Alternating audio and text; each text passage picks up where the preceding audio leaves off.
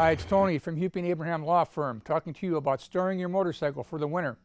A couple of options available to you. You can take it to a dealer, spend about $300. They'll have it all secure for you in a nice warm shop. You can pick it up in the springtime and ready to go, or you can do it yourself and save a whole lot of money. It's not that hard. We're going to give you a step-by-step procedure, and if you follow the directions, next spring you'll have a nice fresh starting motorcycle ready to go. The first thing you want to do before you store your motorcycle is make sure your gas tank is full. You want to fill it to the top, but before you do that, get some stable, some gas stable. This is an AMSOIL product. There's a bunch of different products on the market. Put the whole bottle in your gas tank and then top that gas off. Gasoline will break down over the winter months and cause buildup and sludge, and some deposits will form on your carburetor. It could clog up your carburetor or your injectors.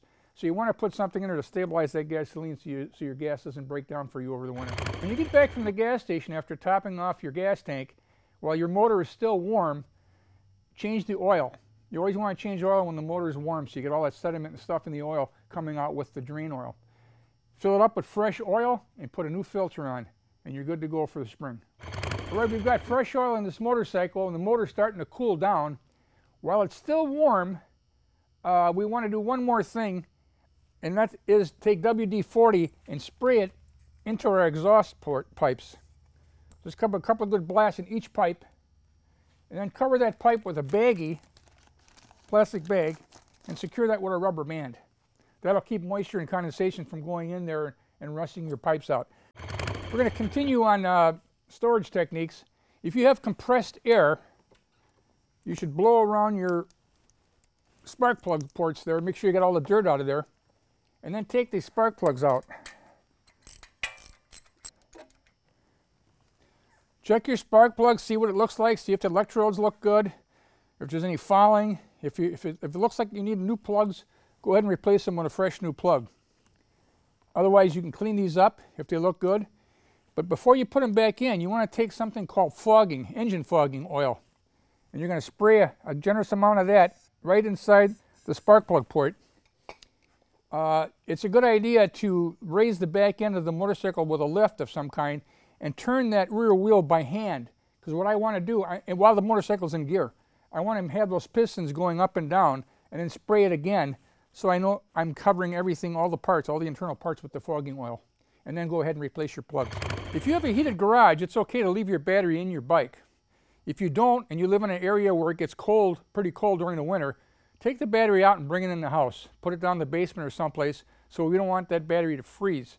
And put a battery tender on it. They're about 30 bucks. Put them on it. They put a slow trickle charge on your battery. Keep your battery fresh, and it'll be ready to go in the springtime. If you left your battery in your motorcycle over the winter, you might be tempted to go out there once in a while and start it up. Don't do it. It's not a good idea. You don't want to start the bike up for short periods of time in the wintertime and then turn it off again, because you're going to build condensation up in the motor and in the pipes. So leave the bike alone. Let the battery tender do its job. The last thing you want to do is to make sure you give your bike a nice clean wash job and wax. So you preserve that nice finish, get all that dirt off of there from the road. Clean it up. Make sure it's completely dry, and then use a nice quality bike cover, one that's porous or breathable, so it lets air in there. We don't want to put something on it that's going to trap, like plastic, that's going to trap moisture and condensation on the bike. All right, good job. You got your bike all ready for winter.